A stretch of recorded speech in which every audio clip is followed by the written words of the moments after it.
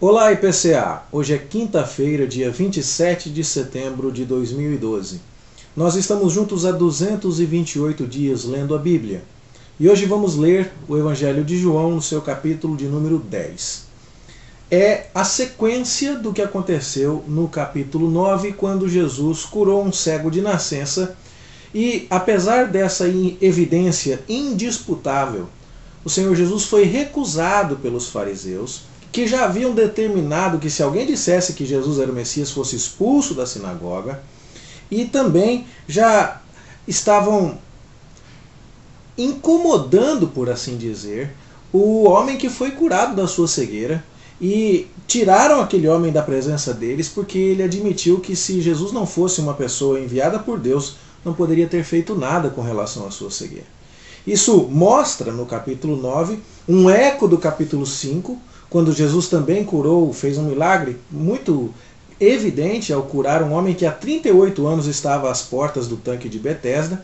Mas tanto num caso quanto no outro, os fariseus se agarravam em questiúnculas, em coisas pequenas, como o fato de um milagre ter sido feito no dia do sábado, no primeiro caso, e no segundo caso, de Jesus ter feito lodo com a saliva no dia do sábado, para recusar Jesus.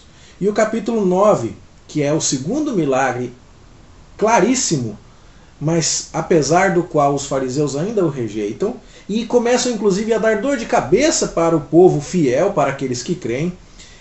O capítulo 9 termina dizendo assim: acaso nós também somos cegos? Um fariseu pergunta ao Senhor Jesus. E Jesus responde a ele: olha, se você soubesse que era cego, tudo bem, mas como você acha que vê, esse é o seu grande problema. E na sequência, o capítulo 10 começa com Jesus continuando a discursar, quase como se ele estivesse continuando a conversar com aquele fariseu que o interrogou, mas falando, evidentemente, com um grupo maior de pessoas ali, no contexto da cura do cego de nascença. E ele então vai dizer que existe um aprisco de ovelhas, que existe um pastor dessas ovelhas e que existem mercenários querendo se beneficiar dessas ovelhas. E o contexto claro de tudo isso é: as ovelhas são aqueles que pertencem ao Senhor Deus. São aqueles que serão recolhidos pelo bom pastor. São aqueles que Cristo veio buscar para dar a eles a vida, para dar a eles a luz, a verdadeira vida, que verdadeira luz é Jesus, e ela vindo ao mundo vai iluminar a todo homem. E ele vai dar vida àqueles que crerem nele. Essas pessoas são as ovelhas que vão integrar o aprisco. E a maneira de entrar nesse aprisco é passando pela porta, e a porta é o próprio Senhor Jesus. Capítulo 10, verso 9, portanto, nós temos mais uma daquelas declarações "eu sou" do Evangelho de João, onde Jesus diz que ele é a porta, o único meio de acesso ao Pai. Nesse contexto, nosso Senhor Jesus também vai dizer que ele é um bom pastor, o bom pastor, porque ele está realmente interessado em cuidar das ovelhas, em tosquiar o seu rebanho, em apacentar o seu rebanho, ao contrário dos fariseus que queriam se beneficiar do rebanho. Fica evidente na postura dos fariseus em relação aos milagres de Jesus que eles não estavam nem um pouco interessados no que aconteceu com o homem que foi curado de uma moléstia que o perseguia há 38 anos. Eles queriam era pegar Jesus. Fica evidente que eles não se alegraram com o fato de que um cego de nascença foi curado. Isso era pouco importante. O que importava era pegar Jesus. E com tudo isso, vai ficando cada vez mais claro que os fariseus não estão preocupados com o povo. Eles menosprezam o povo, eles menosprezam o rebanho. Mas Jesus é o bom pastor. Então você vê as ovelhas, você vê os mercenários, aqui claramente identificados com os escribas, com os fariseus, com todo aquele sistema religioso que se opunha ao Senhor Jesus, e o bom pastor, que é a pessoa do nosso Salvador, que também se identifica com aquele que é a porta. E então, por causa dessas palavras do Senhor Jesus, novamente há discussão a respeito de quem é Jesus. E uns dizem que ele tem demônio e outros dizem não. Será que um demônio pode abrir olho ao cego? Não é possível. E a partir do verso 22 nós temos a segunda parte desse capítulo, onde agora Jesus está numa outra festa, agora num outro momento. Essa festa da dedicação acontecia mais tarde, já no meio do inverno. A festa dos tabernáculos era no comecinho do outono. E então você vê que a festa da dedicação no inverno ela lembrava o tempo em que, no período intertestamentário, entre os dois testamentos, naquele período de 400 anos, houve uma ocasião em que os judeus precisaram reconquistar o templo com os macabeus. Essa festa, portanto, lembra a revolta judaica que aconteceu contra Antíoco Epifânio e que foi liderada pelos macabeus e aconteceu no ano 164 a.C. E então eles purificaram o templo da imundícia que tinha sido feita ali e rededicaram o templo ao serviço do Senhor. Era essa festa não ordenada no livro de Levítico, porque ela lembrava de um fato que ainda não tinha acontecido. Mas Jesus, como judeu, está ali, está passeando por ali, e a turma se cerca dele e diz: se você é o Cristo, fala logo. E Jesus fala assim: eu estou falando esse tempo inteiro e vocês não querem crer. Olha só a sequência de milagres que foram feitos e as desculpas que os fariseus estão arrumando para não crer. Então, nesse momento, ele fala: as obras que eu faço em nome de meu Pai testificam a meu respeito, mas vocês não creem porque não são das minhas ovelhas. Novamente, então, Jesus aqui trata do tema das ovelhas. E então, ele fala com todas as letras que eu e o Pai somos um. Ele fala que o rebanho é do Pai, que o Pai entregou as ovelhas a ele, que ele e o Pai eram um só. Nesse momento, os judeus pegam em pedras para apedrejar Jesus, porque entendiam eles que Jesus blasfemava ao se fazer igual a Deus. E aí então Jesus argumenta com eles de maneira muito interessante, porque diz assim: eu tenho mostrado a vocês muitas obras boas da parte do meu Pai. No mínimo, nós podemos lembrar aqui imediatamente desses dois milagres, no tanque de Betesda e no tanque de Siloé, a cura do paralítico e do cego de nascença. E por qual obra boa vocês estão me apedrejando? E aí os judeus respondem: não é por obra não, é por causa da sua blasfêmia. Você está se fazendo igual a Deus. E aí então Jesus faz uma argumentação brilhante aqui. Jesus cita o Salmo 82. O Salmo 82 é um salmo que Asaf escreveu. E Asaf escreveu esse salmo pedindo para que houvesse justiça social.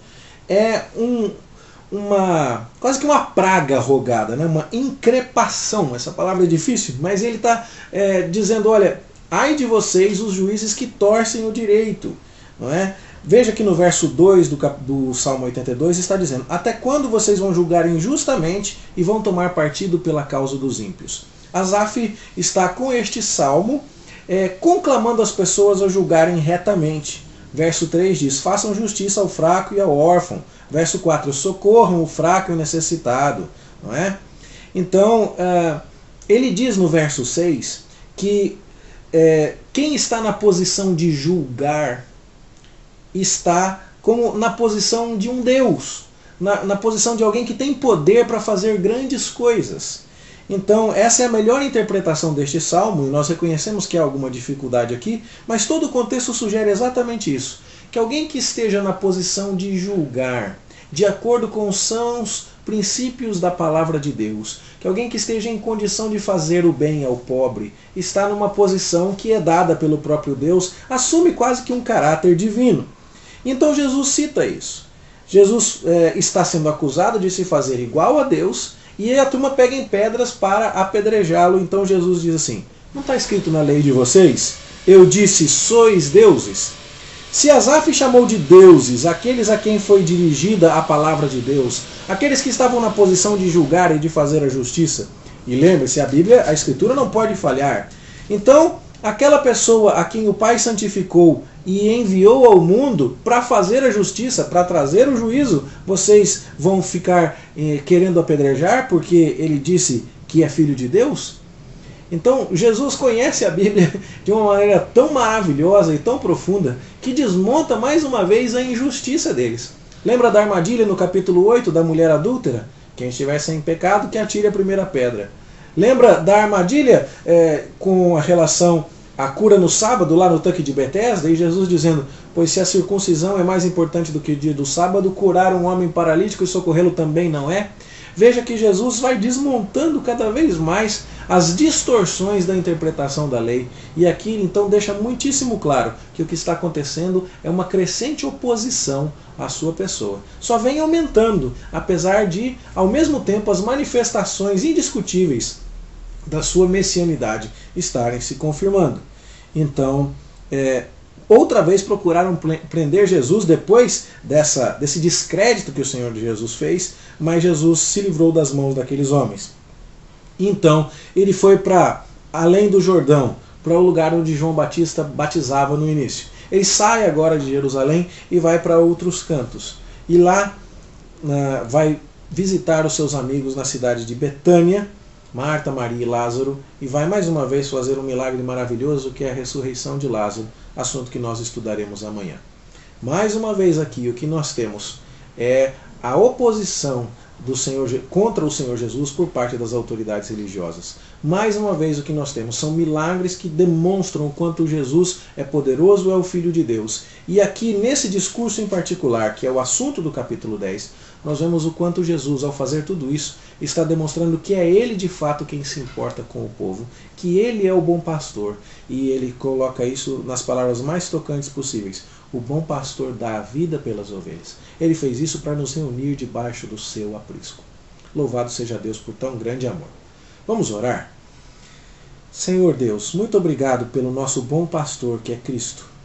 Obrigado porque Ele deu a vida por nós para nos reunir e porque Ele se importa conosco e porque tudo que Ele fez não foi visando o seu próprio bem, mas foi visando a glória do Pai e a salvação das ovelhas. Louvado seja o Teu nome por isso, ó Deus. Ajuda-nos a seguir o nosso pastor com fidelidade e com zelo e a cada dia mais dedicarmos a nossa existência à Tua glória. Assim nós te pedimos e agradecemos em nome de Jesus. Amém. Boa leitura para você e até amanhã, se Deus quiser.